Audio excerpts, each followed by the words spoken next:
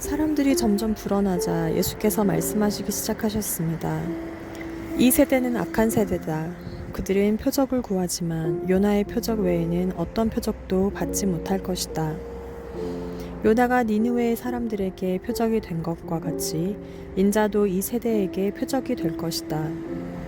심판 때 남쪽 나라의 여왕이 이 세대 사람들과 함께 일어나 그들을 정죄할 것이다. 그 여왕은 솔로몬의 지혜를 듣기 위해 땅끝에서 왔기 때문이다. 그러나 보라, 솔로몬보다 더 큰 이가 여기 있다. 심판 때의 니느웨 사람들은 이 세대 사람들과 함께 일어나 이 세대들을 정죄할 것이다. 그들은 요나의 선포를 듣고 회개했기 때문이다. 그러나 요나보다 더 큰 이가 여기 있다. 등불을 켜서 은밀한 장소에 두거나 그릇으로 덮어두는 사람은 없다.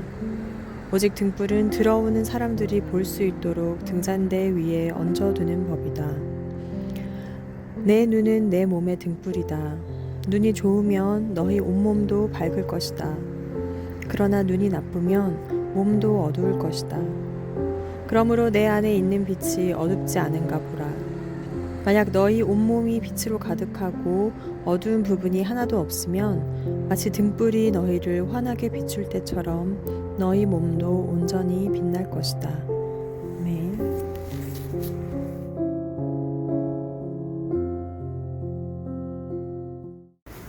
유대 사람들이 계속해서 예수님께 이적과 표적을 보여달라고 하자 예수님은 표적 대신에 요나와 솔로몬 때의 이야기를 들려주십니다. 요나가 이방 나라인 니느웨의 심판을 외쳤을 때 니느웨 사람들은 심판을 면하려고 금식하며 회개했습니다. 스바 여왕은 솔로몬의 지혜에 대한 소문을 직접 눈으로 확인하기 위해서 아주 먼 나라에서 찾아올 정도였습니다. 그러나 우리 성도들은 예수님이 우리를 소유하셨습니다. 예수님은 요나와 솔로몬과는 비교할 수 없이 크십니다.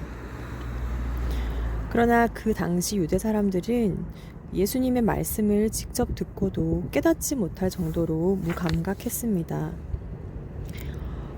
빛이신 예수님이 모두가 볼 수 있게 말씀을 하시지만 영적인 눈이 어두워지자 그것을 깨닫지 못했습니다. 영의 눈을 떠야 주님을 알 수 있습니다.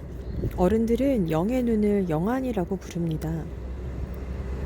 우리가 등불을 켜서 높이 등잔대 위에 두는 것은 그 장소에 들어가는 사람이 빛을 따라서 빛을 짚으면서 나아가기 위해서입니다. 우리 몸의 등불은 눈입니다.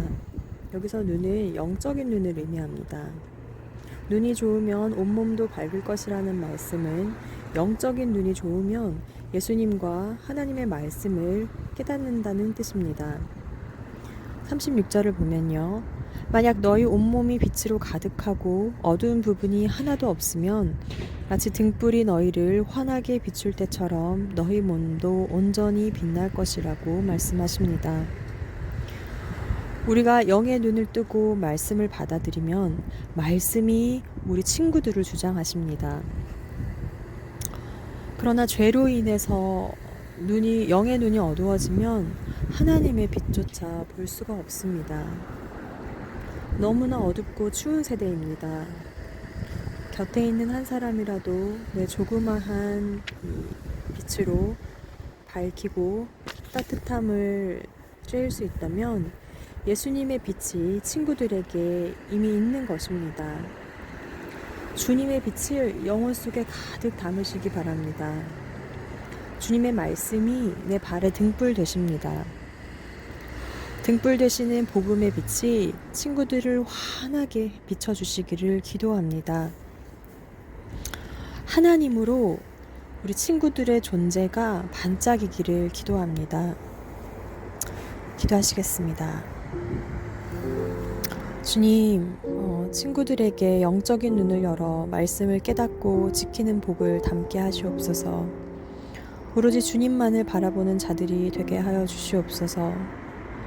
악한 세대는 자꾸 뭘 보이라고 하지만 복음의 세대는, 믿음의 세대는 진리를 분별합니다. 하나님의 빛, 복음의 빛으로 누구보다 밝게 빛나는 우리 친구들이 되게 하여 주시옵소서. 그리고 다른 영혼들을 인도하는 등대 역할을 하는 귀한 자들 되게 하여 주시옵소서. 예수 그리스도의 이름으로 기도합니다. 아멘.